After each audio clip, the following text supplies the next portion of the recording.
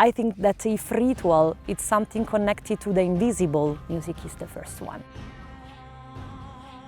I'm almost an adult in music, but I still feel a beginner because every step is a new one. I learned that all the people that I have in front, also if they don't know what I feel inside me, they can feel it through the music. When you feel something strong, it's your responsibility to give this feeling in a balanced and right way to other people. I really believe that music is super. Maybe it's one of the most ancient rituals that we share from the super ancient time. When the first woman or man start to beat a drum or use the voice, music starts. When we move the first step and when we heard the first beat of our heart, music starts. Let's just wait for ladies to, or it's not ladies, it's visitors. Nice shirt.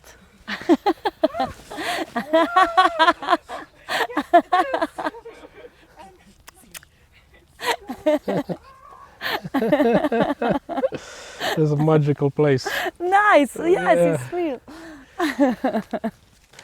All right, hello. So today we are having an interview with Lili Refrain. Yes. Yeah, so happy to see you finally. I'm so happy to meet you. Yeah. How did you start to do music? I started to make music when I was 14 years old, so really a long time ago. But and I started to play guitar. I have to thank my father for this because since I was a child, I was listening a lot of music thanks to him, especially like psychedelic music, bluesy music, and really hard rock music. And then I developed a passion for metal, especially when I was a teenager, and I feel the need to touch a guitar, and I start to play just because I received this wonderful gift during one of my birthday. And I start to play with several bands, and then I start my own project in 2007, so almost 18 years old. And at the beginning, I start to use a Tascam, that is like a record cassette with this tape, and there are 4 tracks. So I start to use like this analog way to make layer upon layer, and I use an acoustic guitar and then an electric one, and I start to make this really horizontal layer. So the kind of composing was quite similar to what I do now, but at the beginning everything was really analog. So I record a first track of guitar on this Tascam, and then I reproduce it and I put in another track, another layer of guitar, and every time like this. So it was really like rewind, rec again, and rewind and rec again. And after a couple of years, I discovered the loop station, and I start to use it. And at the beginning, I used only an electric guitar and my voice, but I was really shy to use my voice at the very beginning because I feel naked. So I feel that I have this huge emotion, but they stay blocked here. Every time that I try to sing, I feel like, or maybe I start to cry when I was alone. So in front of someone else, I was really shy, and I used the voice only like an instrument, but in a really primitive way. And guitar, that is my main instrument, was the perfect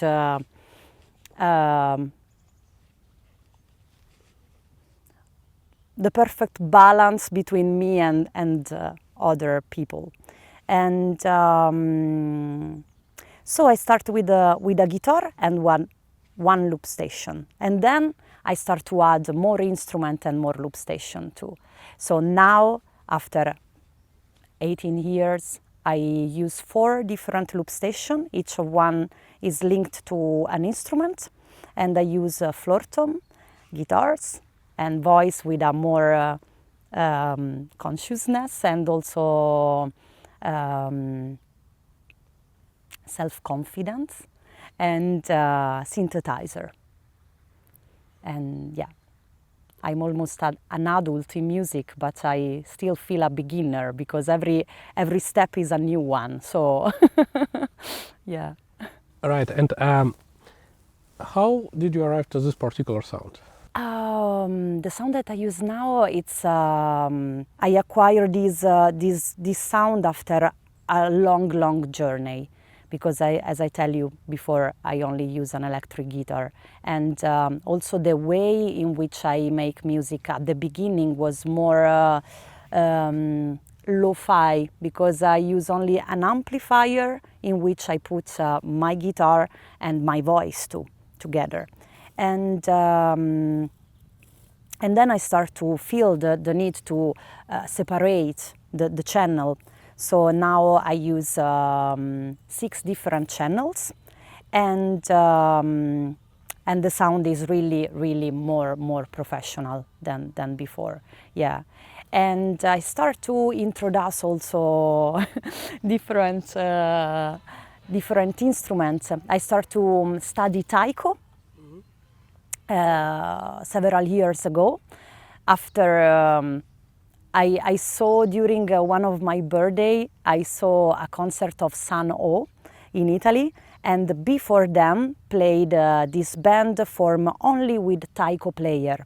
I come from martial arts, and when I saw them for the first time, that was applying the martial arts, the movement of martial arts on this huge drum, I was like, what is this? This is amazing. So I was incredible looking for someone that could teach me this instrument, and I found this wonderful teacher that is Rita Superbi. She lived in Japan for a lot of years, and she's my teacher. And so I started to learn how to play this particular drum, and then I start to add the percussion in my set. Not always, unfortunately, I can bring with me the taiko because it's a really huge drum, but I play a floor tom that maybe is easier, but the movement are always that of the taiko. And so after a lot of concerts, after a lot of albums, because I rec 5 albums, I start to understand what I want to reach also in sound. At the beginning, I only think about the composition and the songs. Now I feel also the rest. I'm really careful also about the rest. Yeah. Yeah, very interesting. I love taiko. I usually go to those performances myself. It's like interesting immersive experience. Once I went in Paris for such performance, and they made all spectators like clap and stomp. Yeah. So it's like the sound was going around you, like it was incredible. Yeah. But usually is an instrument, a kind of instrument that is played with a lot of people. So maybe the minimum is 2 or 3 or 4 or 5, and so alone is completely different, because the impact of this instrument is really better when it's played with a lot of people, and is synchronized also with all the movement, and all the people make the same movement. It's really beautiful, and I don't know, the frequencies of the acoustic instrument, it's something that really touch your inner organs, you know. You can feel it in the belly, you can feel it in all your body. And there are a lot of people that cry just because of this really intense and deep sound. And yeah, I love it. The first time that I see a show with taiko player, I don't know, and after Sun, so was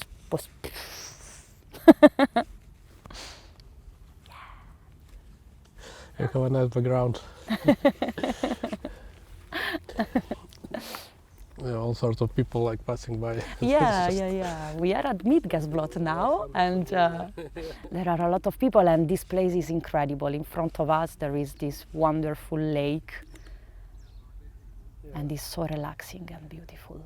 Can we talk a little bit, or not a little bit, about the meaning you put into your art? So what kind of emotions or ideas you try to convey? Wow. This will be not a short answer. Yeah, please make it as long as you wish. It's like that's the idea. Okay. That we record all those long, deep answers. That's like the Okay. point. At the beginning, I start to make music by myself because I really need to translate emotions outside of me without using words, any kind of words. I just to feel this attitude to push something far from me, something that maybe was really too much. And sometimes I used the music just to, now it's better, thank you. Yeah, It's so just, therapy. yeah, a kind of. And also a kind of meditation, because while you play an instrument, I'm totally self-taught.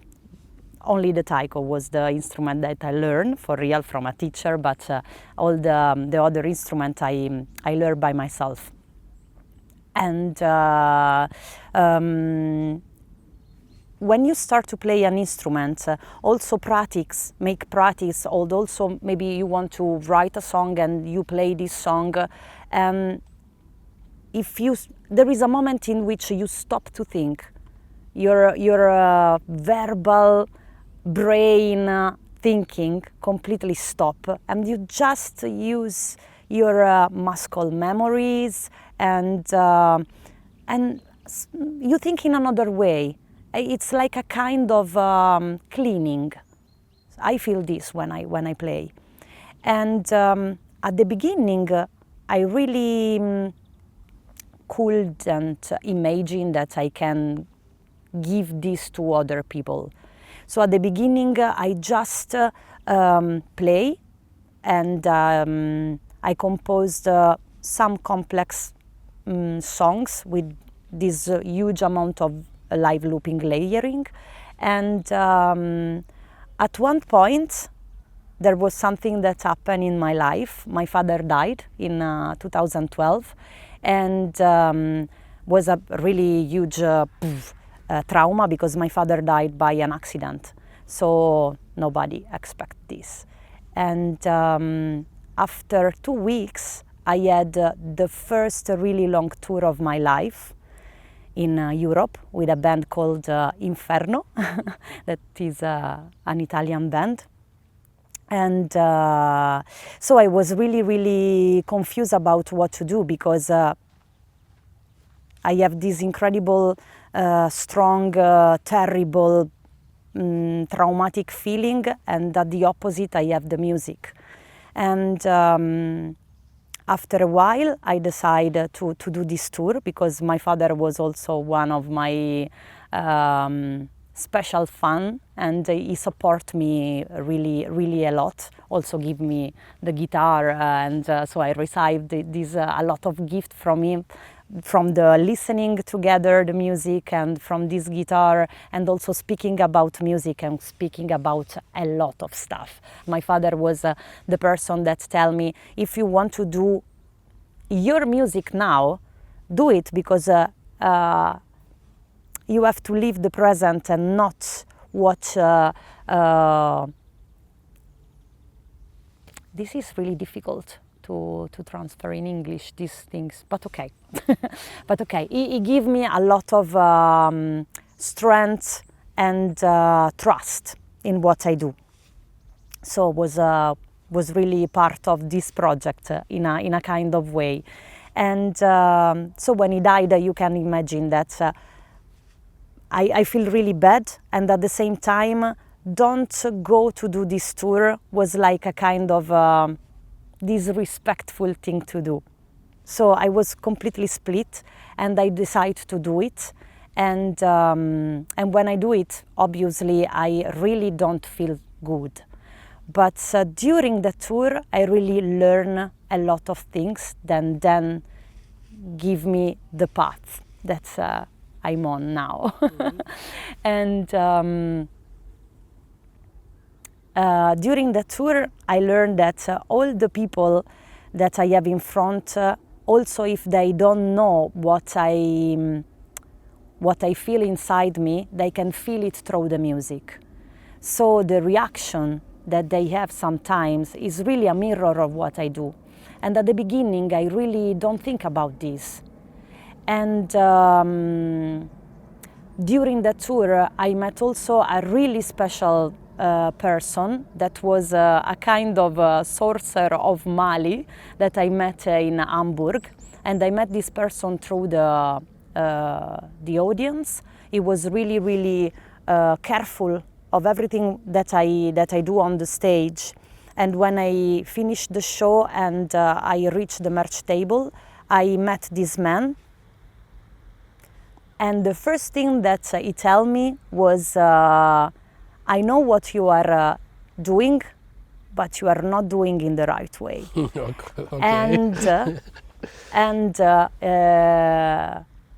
Okay. He told me really something really personal that really nobody can know. No. And so I was super, super shocked. And I started to speak with him for all the night. And I don't know who he was. I don't know why he was there. And I don't know nothing about that really strange night, but I really kept with me the strong message that I received from him. And I need really a long time to understand what was the meaning of this message. But at one point I start to do music in a completely different way. So I understand that when you feel something strong, it's your responsibility to give this feeling in a balanced and right way to other people. Because if you are like really unbalanced, this unbalanced stuff, it's amplified by the music. So you have to be really, really responsible. And now I understand what I have to do. And I still learning. Because it's not, I'm arrived and now I know, no. It's such just an the interesting beginning, story. you know. And so, but may I ask what he told you that you are trying to do? Did he mean that you tried to project your emotions on audience? No, we speak about death. And this was the thing that really shocked me, because he told me, I know everything about your 15th of February, that was the exact day of the death of my father, and nobody knows this because... it's kind of creepy. Yes, it was. I became like, what? Because I wasn't sure to understand well. So he immediately take my attention. And I was so shocked that I completely stopped to talk or to ask, because I was like, what? And he speak me about me, he speak about him, and he start to tell me a part of his life that was really a tragedy, and he came from Mali, and he lived in Hamburg in that moment. We met in Rote Flora in 2012. And he speak with me in French, and then he start to speak also with a friend of mine, but in another language. So it's really hard to explain what's happened, and also because he start to tell me a lot of things that was perfect in that moment, starting with this shocking date, really precise date. So he speak me about the completely absence of death in life, and he speak me about how everything is completely connected and not separated. And he tell me what you do on the stage is like is like a kind of call of different entities. I know that maybe could be strange, but okay, he tell me this, and but he tell me you don't use it. So if you do something like this, you have to be conscious that you are doing this because you are doing this, and then you have to use what you are doing in a super proper way and not in a chaotic way. And but I didn't know this, so I didn't expect Oh, that you just just played to music. play the bell. How the hell you sure, would know for that you're sure. calling some entities or Yeah, whatever? yeah. I don't know. And we speak a lot about these things about life and this union of everything. And okay, because the strange stuff is that at one point he start to speak also another language, and arrive people that take this man and they tell him to go away, and he start to speak another language again. So it was really like I don't know, was a really strong meeting that I will always remember, yes, for the rest of the life. And the incredible thing was also something that happened after 2 months, when I come back in Italy after this long tour. I had a dream, and I dreamt that I was lost in a labyrinth, and I can't find the exit of this labyrinth. And at one point there was this, I listened the huge steps of something, and when I turned behind me, I saw this really big, huge, titanic monster with horns and with this scary attitude that was a kind of minotaur that maybe was there to protect this labyrinth, I don't know.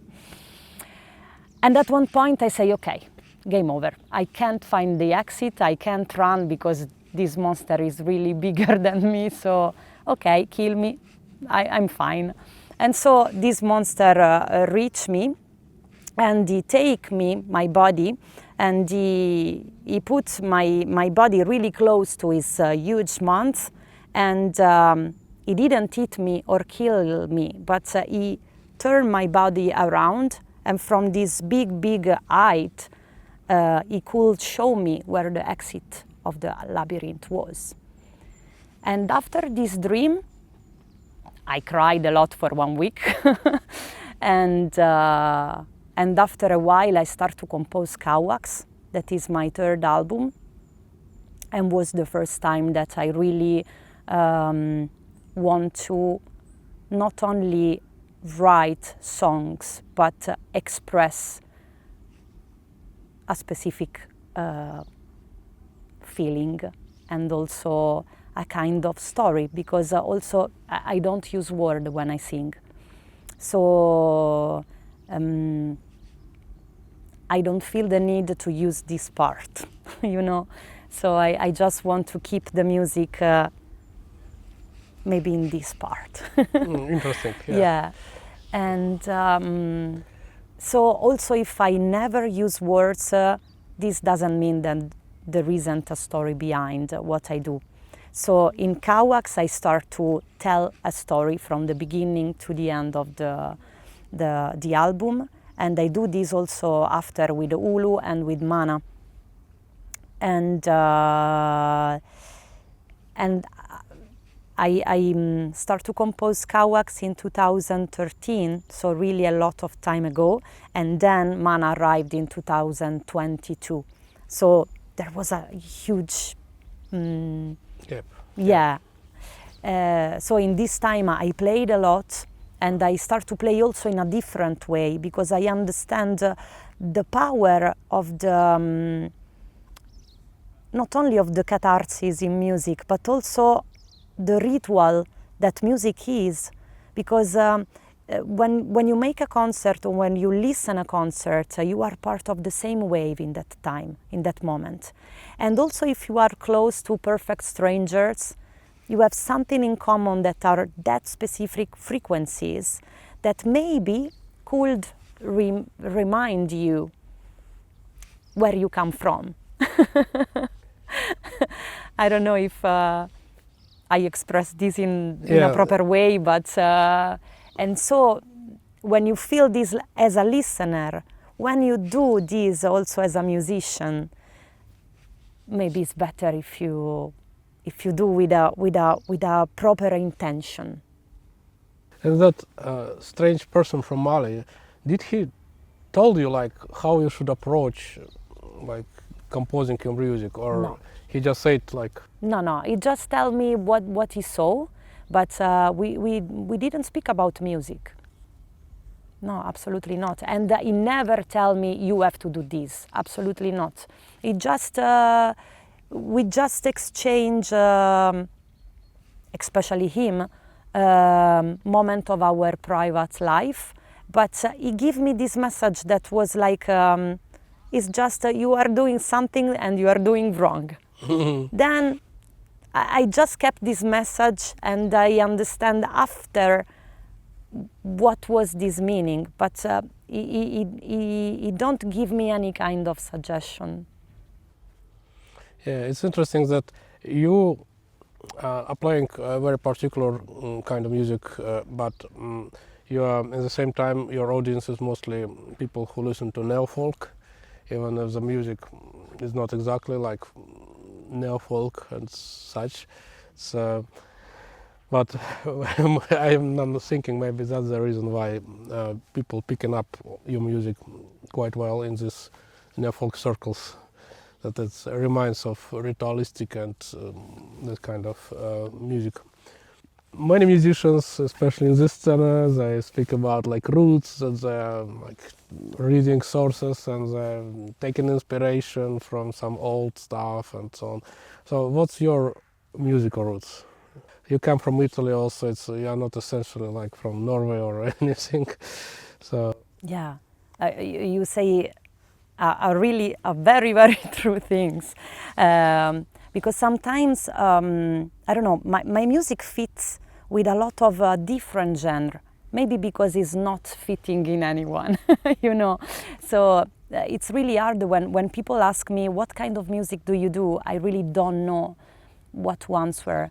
Because I don't know. Hard to put a label on it. I really don't know. Yeah, I can't describe it. It's a fusion of a lot of elements all together, but also of a lot of genre that are not a genre anymore in some way.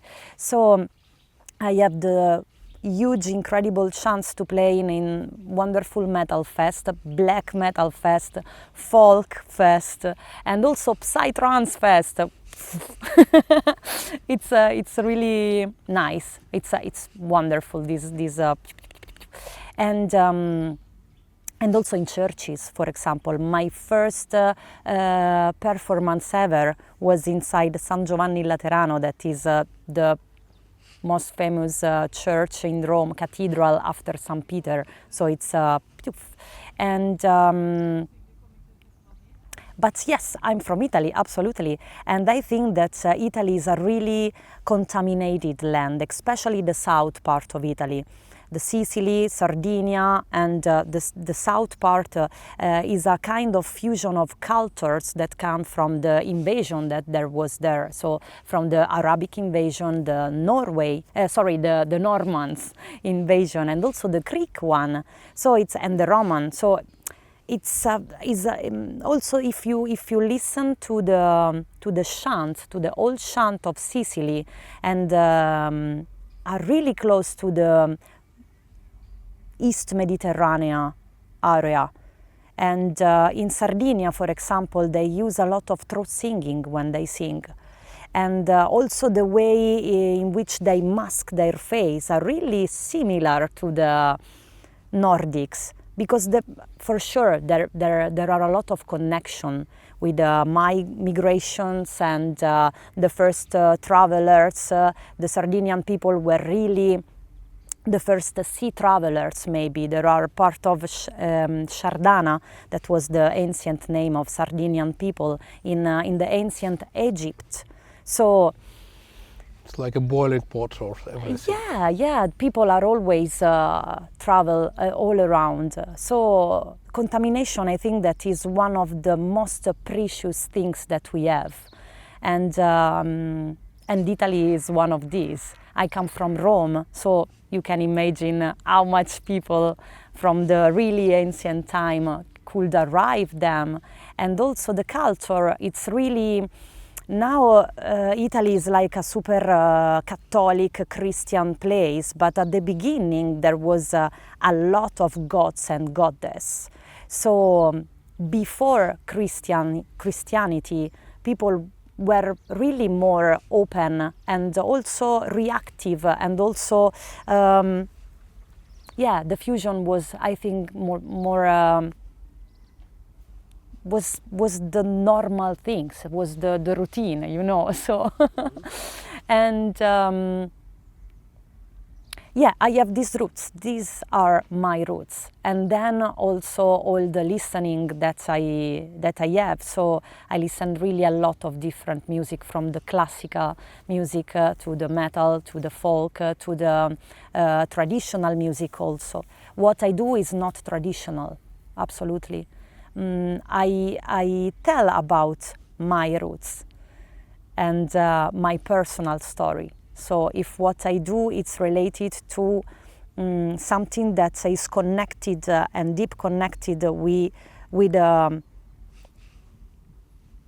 my personal story and also ancestors and everything, yes, I make something that is connected to the roots. And absolutely, could be also folk, but not only. Yeah. Your last album to date, Mana, I just listened to it before this interview. It's kind of very ritualistic. What do you think? What is the place of rituals in life? Okay, when we speak about ritual, we have to understand what we are speaking about, because I'm not doing like in my house or in my daily life. I'm super normal person like everyone, but as I tell you before, I really believe that music is super. Maybe is one of the most ancient ritual that we share from the super ancient time, when the first woman or man start to beat a drum or use the voice that is a mix of sound, music starts. So when we move the first step and when we heard the first beat of our heart, music starts. We are surrounded by music. So more than ritual, I think that the connection is the most important thing that then create a ritual. But the connection is the first thing. I think that if you feel how inside of an incredible deep web between animals and vegetables and stones and water and all the elements. We are part of everything of this. So this is music. And I don't know, when you try to put this connection in frequencies, and I don't know if this is a ritual, but if you do it in front of other people and if you share this with other people, it could become a ritual. For sure, the intention that I put in music, especially in Mana, is super ritualistic, because all the movements are really have a purpose, and also the some kind of invocation is like a dialogue with something that is invisible. Music has this power to reconnect the visible with the invisible, also if it's not visible at all, because you can also listen to it and not see it. So I think that if ritual is something connected to the invisible, music is the first one. Right. And this has a huge part in my life. Yeah.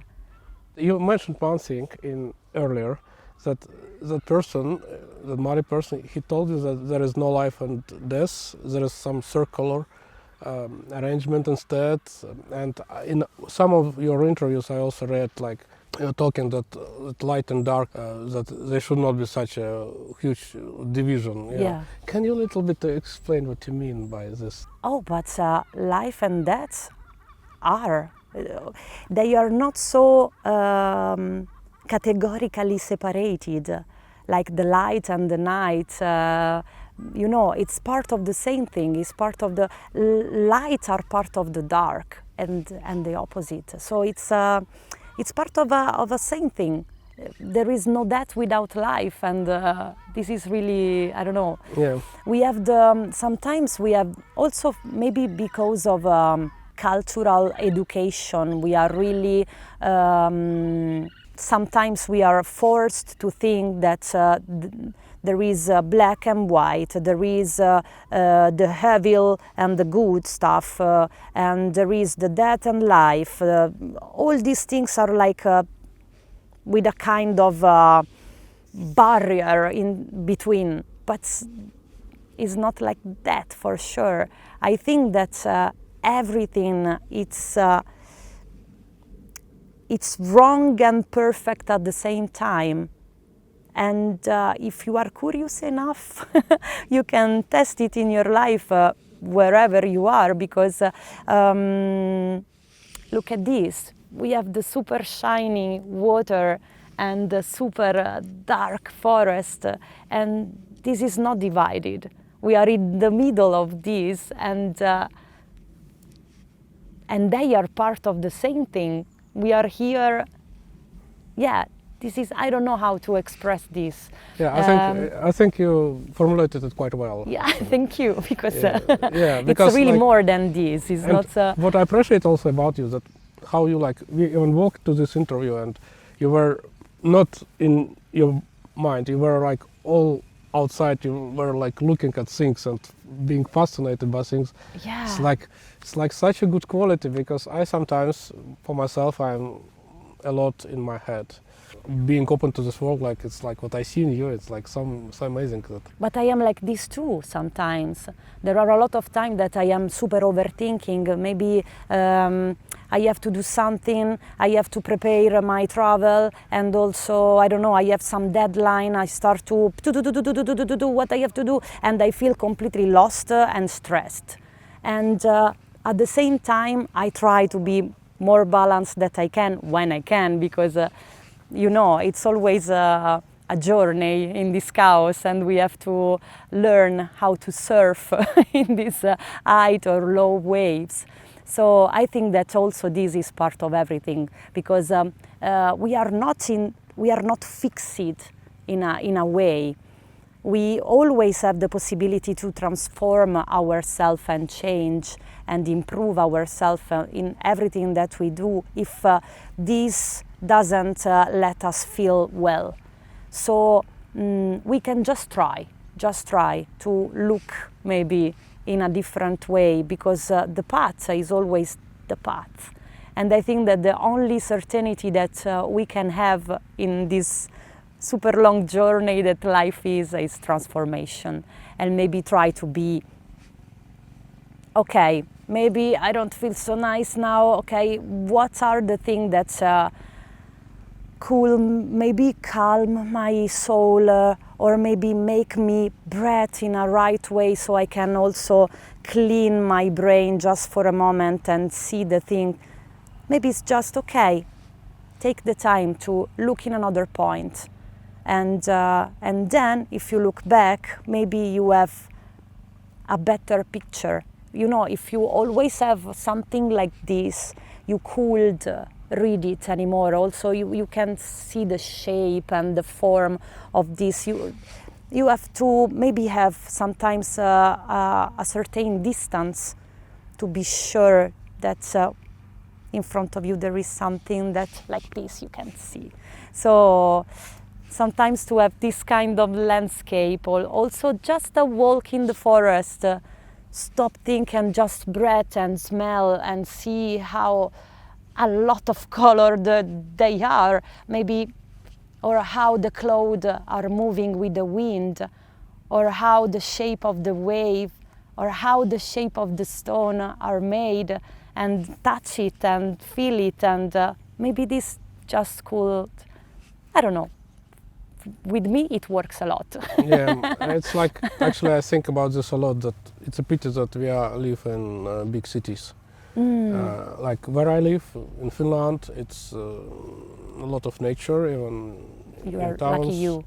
Yeah, but in other places it's like concrete jungles. Yeah, for sure. I'm from Rome, so Yes. I'm in the land of concrete jungles. So you have a lot of like buildings, classical buildings from Yeah. Renaissance, even.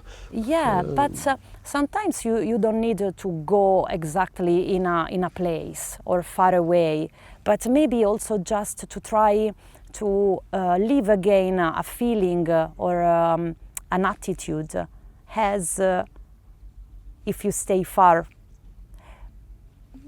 Like, yeah. from this. And we have to give to ourselves also the chance to be also far from ourselves too, but not in a destructive way, with a focus. Like, okay, I have to feel really well. It's a purpose. So maybe, okay, I just stop to do something, for example, and I start to jump, or I start to sing, or I start to dance. Also in my room. It's just like you break a routine, maybe, in that moment. I don't know, try it. I will try to. Right. And to conclude the interview, I would like to ask this question, but not just about music or production or like tours, but in general, like, what are you up to in coming years? Next steps. Oh, I really don't know. I have several concerts, and I'm writing new stuff in this moment. I'm working also for the soundtrack of a video game, and I make a collaboration with other musicians. And yeah, I really hope next year to have something new to show you. It gives so much insight into your music and your person. So I hope I hope many people like find a little bit deeper meaning after watching this. I hope so. Okay, thank you so much, and have a great day. Thank you.